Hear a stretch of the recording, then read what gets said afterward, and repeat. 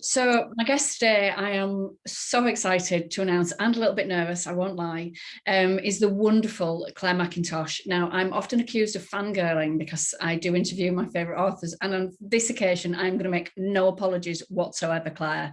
I'm so happy that you're on here, and that I can be part of the Hostage launch, which is your latest book, and it comes out tomorrow.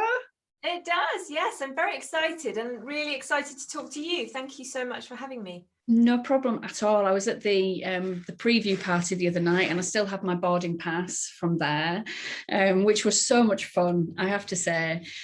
So tell me about Hostage. I've read the little preview book that I got, but I haven't got my copy yet, so I'm desperate to know more.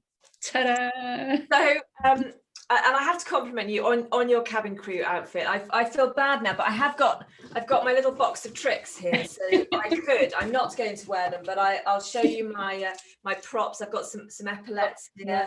I've got a pilot's hat, my captain hat.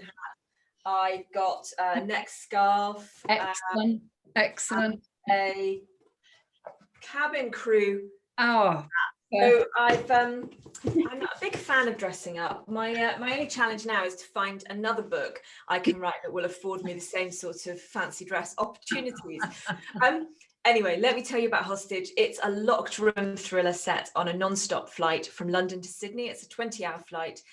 And so the clock is ticking right from the start. We follow flight attendant Mina on her journey from London to Sydney. And we also follow her husband, Adam, and their 5-year-old daughter who's at home. And what happens during this flight is that one of the passengers, and Mina doesn't know which one, gives her an ultimatum, which is very simple. Either keep the plane safe and sacrifice her family, or save her family and sacrifice the plane.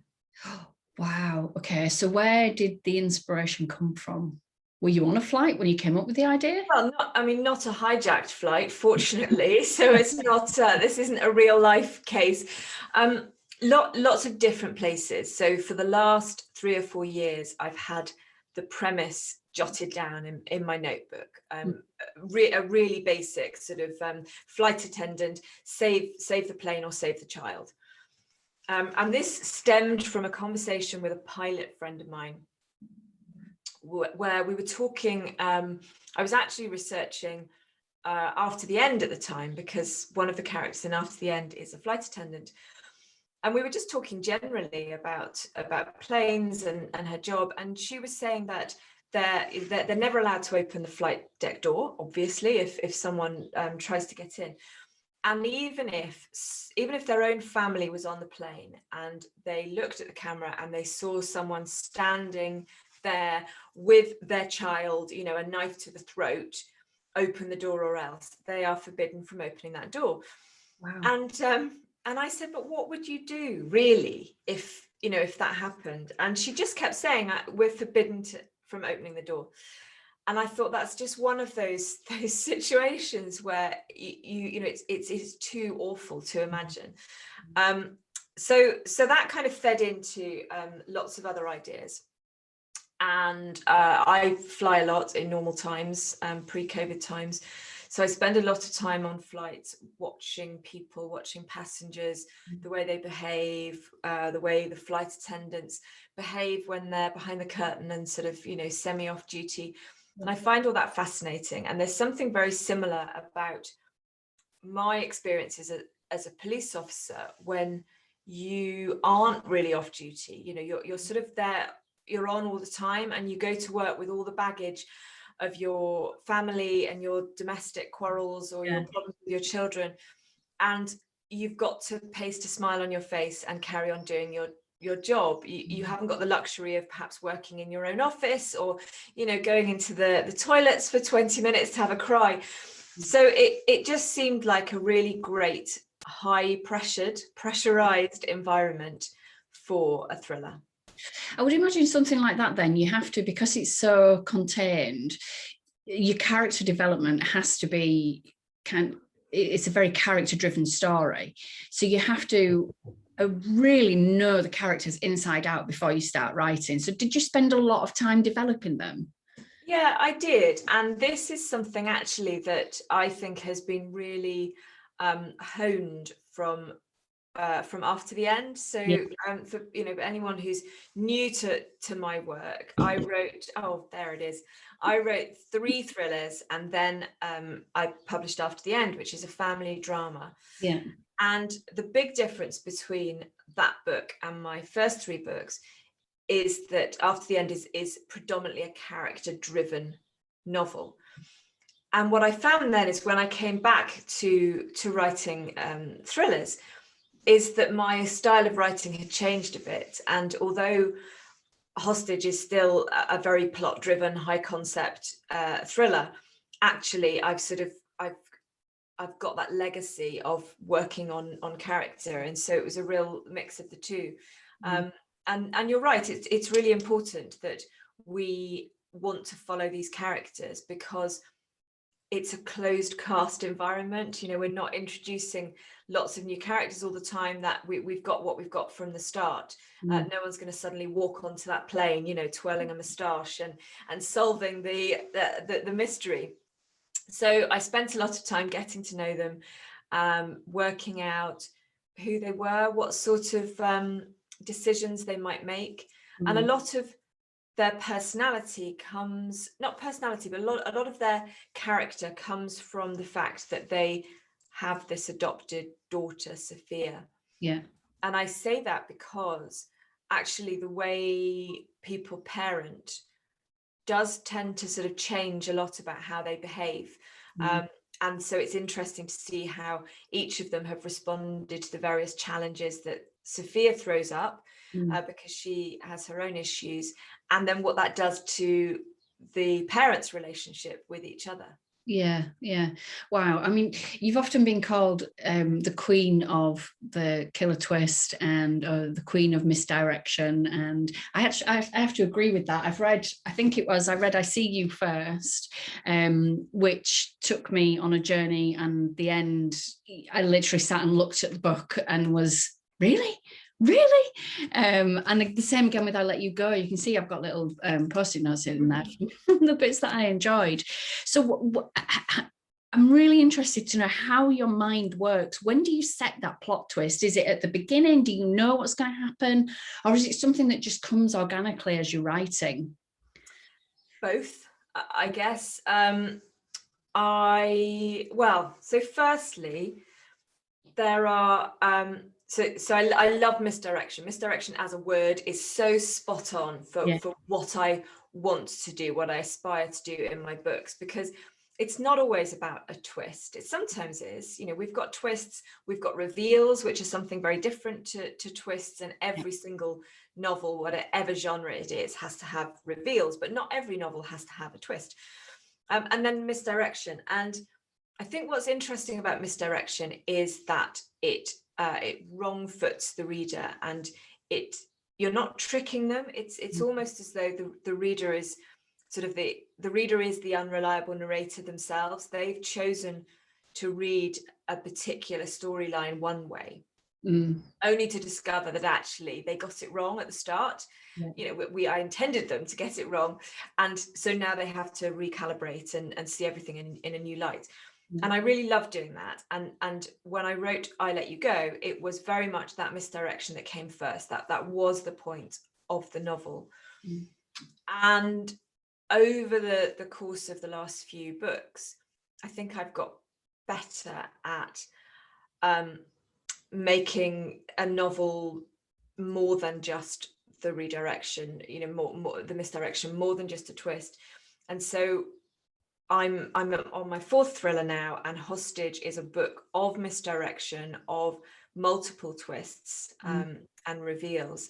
And I would say that maybe 75% of them I knew from the outset, but they changed, along the way. And then in every book I've written, actually, there's been at least one twist or turn that's come to me round about the 2nd or 3rd draft.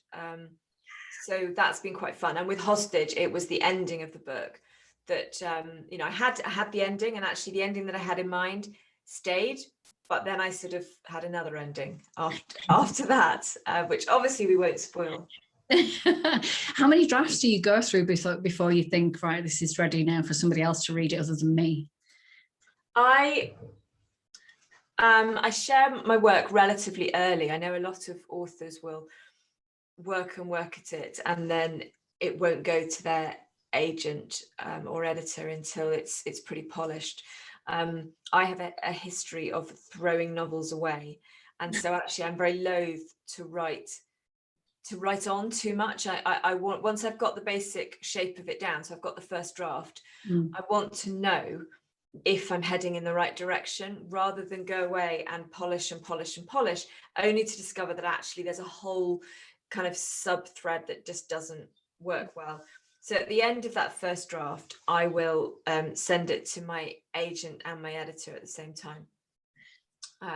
And then I'll do a second draft, which is big structural stuff. So big changes. As an example, the book I'm writing at the moment, my second draft, I would estimate maybe between 30 and 40% is retained and the rest of it is gone. And now I'm about to start my third draft, and I will probably change about 20-25% of it, and switch all the rest from past tense to present tense, which is a sort of one of those annoyingly time-consuming jobs. So yeah, I change quite a lot, and that's 3 drafts, and then I'm into copy edits and finessing it. And do you let the characters change the story? Do they sometimes say, no, I don't want to do that, I want to do this? Or are you kind of, no, I know exactly what you're doing, where you're going to go and how you're going to behave? No, absolutely. The character definitely dictates the story, and that again is something I've learned to relax into over the course of the last few years. But I do tend to find that I know my characters well enough before I start writing that I've got a pretty good idea of what they do. And in fact, I've just written the synopsis for 2023's thriller. Wow. And there are 3 characters in that, and I already feel like I know them inside out. So I'm really excited to write that one. I'll be writing that this autumn, because I just feel like I know what they would do and say at any given moment. Oh, that's amazing. And that's what makes your book so enjoyable, is the characters are so believable that you want to go on that journey with them. So tell me a bit about your writing routine then, Claire. Do you sit down? Have you got a particular cup that you drink from, music that you listen to? Is there a routine, or is it just, because I know you have a very busy life, so is it just as and when you can? Or yeah, I do. Before the pandemic, I'd have told you that I had a routine, which was I write when I travel a lot, and then when I'm back in my office, I do all the kind of the business side and the admin side of being an author. I don't feel I have a routine anymore. It's everything was sort of shot to bits when lockdown started and the kids came home from school, and ever since then I just feel I've been sort of trying to fit everything in whenever I possibly can. I work hard, I work long hours. I'm not very good at taking a break. I try to take weekends off, but I don't always. I work from 9 or 10ish until 6 or 7ish, and don't really stop much in the middle. And then either end of that, I'll ride my horse or go for a swim in the lake or do something outside. And if I'm writing a draft, it's all about the word count, so I will try and do 10,000 words a week, right? And pre-pandemic, I would do that kind of for 4 days, and I would try and take Wednesdays off and do something completely different for me. So I'd quite like to get back to that. But yeah, 10,000 words a week until the first draft is done. Wow, okay, that's a lot. But as for favorite things, I do have music playing if I'm writing. So I have an acoustic soundtrack, or I have something like So I've written 2-3 books to the soundtrack of Keeping Faith, which is brilliant. Oh yeah, right, okay. So I can't have lyrics. It's got to be something quite moody, quite melancholy, and I just play it on repeat, and I can have that on repeat for months, years. Wow. And it won't drive me nuts. It drives everyone else nuts, but I don't really hear it.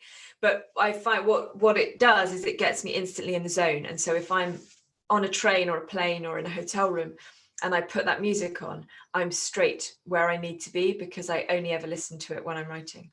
Yeah, so you know your brain knows to go straight into writing mode. Wow, that's brilliant. Okay. So there's been a lot of promotion around Hostage, which I have loved. I want to talk about the Facebook group, Claire. Now, for people that might not know, Claire rather ambitiously set up a Facebook group, and it was a VIP lounge for the tour, for the trip to Australia. And it very soon got out of hand, shall we say. There has been weddings. I don't think there's been a funeral yet, but there has been spiders, and I mean, it's just been crazy. Did you intend for that to happen? Well, sort of yes and no. I intended it to be a fun Facebook group with flight-themed content that would be enjoyable for kind of super fans, people who are really excited about this book, and big readers and fans of mine, so that I wasn't using my main Facebook page all the time, because I think we started that group in January or February, and so it's a really long time for people to be talking about the same thing. And so what happened was, so that has happened. That's exactly what I wanted. The huge difference is that I had expected to have to generate all this content myself, that I would be the one producing virtual meals and taking us to different places and asking flight-themed questions and finding funny memes and GIFs. And then the very first week, I thought, well, what I'd like to do is kind of reward the people who are contributing a lot. And so I appointed them as cabin crew, which was only really meant to be a sort of like an honorary title. I didn't really expect them to go and be cabin crew, but they did. They took up the mantle, and they spent a week providing us with, 3 meals a day and taking us to different places and piloting the plane. And so then how could I stop? And so every Monday since January or February, the first item on my to-do list has been to refresh the Hostage flight crew, which was not something I'd really, planned. And it's been amazing. I've absolutely loved it, and I'm going to miss it. As a reader of yours and as a lurker in the group, I've joined in a few things, but as a lurker, it's been hilarious. You know that when you get a notification that something has happened within the group, it's going to brighten your day. I mean, and your fans are so hardcore. I mean, you must, if you haven't got a number of restraining orders, then consider it. They're all brilliant. I absolutely love them. And I only wish we could have, in-person events, and I could actually see them all properly. And the marketing of your books as well. I mean, I've kind of, like I said, I've been a fan for a while now, and I joined through the book club that you run, which is brilliant. I found When the Crawdads Sing through your book club, which is now one of my favourite books of all time. Are you responsible for your own marketing? Do you get input from your publisher, or is it you that comes up with the ideas? Because they're also very inclusive, and obviously you work a lot with independent bookshops as well. Is this all come from you, or how much input?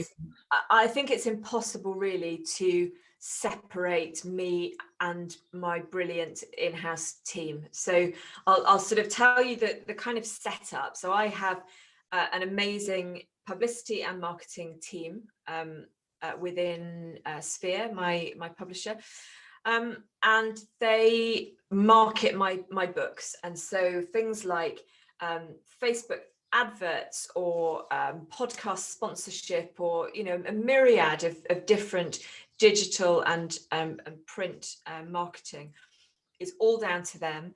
And they will send me adverts for approval, and I might, I'll always have an input into what goes on those adverts. And then there's the stuff that I suggest that they do or don't do.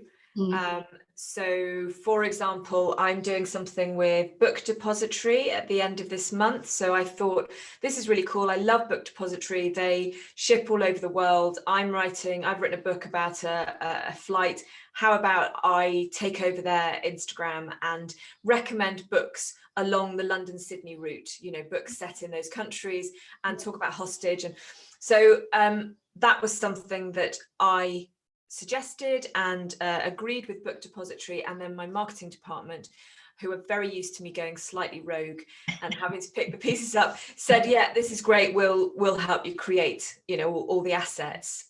So there's a bit of that joint working, and then there's the stuff that I do on my own. So the book club is mine, and I set up the book club because I didn't like sending a newsletter. I didn't want a newsletter, is the bottom line. I didn't want to send a newsletter every month that said, this is my book, this is me, this is what I do. And I was thinking about all the newsletters that I've unsubscribed to over the years. And I basically flipped it around and thought, well, I don't need to have an author newsletter. What I need is to be able to stay in touch with people who want to stay in touch with me. And so I set up the book club. So of course I mentioned my books, and this month in particular, funnily enough, as I've got a book coming out, it's quite hostage heavy. But for the majority of the year, it's actually about what I'm doing behind the scenes, what I've read, what I'm watching, what I'm cooking, other authors, competitions and newsletter incentives and all sorts of things. And of course, a book of the month, which is entirely optional, but lots of people read, and we discuss it. And helping me with that, I have a virtual assistant, Marianne, who I don't think I could cope without, because it's a huge amount of work. You know, writing the Q&A and organising the bookshop of the month and doing all the kind of admin behind the scenes and keeping on top of the Facebook group. So it's quite big. There are about 13,000 on the mailing list now and about 8,000 in the Facebook group. So it's a great community. Yeah, absolutely. Yeah. And I do love getting your newsletters. You're the ones that I wait for coming in. And there's always on the Facebook group as well. I haven't had my newsletter this month yet. Everybody's always waiting to see what the next book is going to be. So tell us where we can get Hostage then. Where can we buy that from? Well, so Hostage is out now effectively, and it is available in just, you know, any good bookshop. So ask your local independent. That's the best place to support an author, is to buy from your local independent. If they don't have it on their shelves, they can order it. They can get it almost always next day delivery. You can use bookshop.org if you haven't got an indie really close. It's also available in Waterstones, WH Smith, all the supermarkets, Amazon, anywhere that sells books, really. And what are you going to be doing for launch day tomorrow? Anything special? I don't know. It's a weird thing not having proper launch parties and events. I'm going to have lunch with some friends, which will be lovely. It's out in the US as well, so I'm doing events on US time zones. So I'm in Seattle tomorrow night. I'm in Phoenix, Arizona tonight, and then Chipping Norton, Oxfordshire at the end of the week. So all over the place. Fantastic. Well, Claire, I do hope everything goes well. My book is ordered. I've ordered a signed copy. I cannot wait to receive it. And yeah, another #1. I'm absolutely certain of it. Fingers crossed. Thank you so much for having me. No problem at all, Claire. It's lovely to finally chat with you.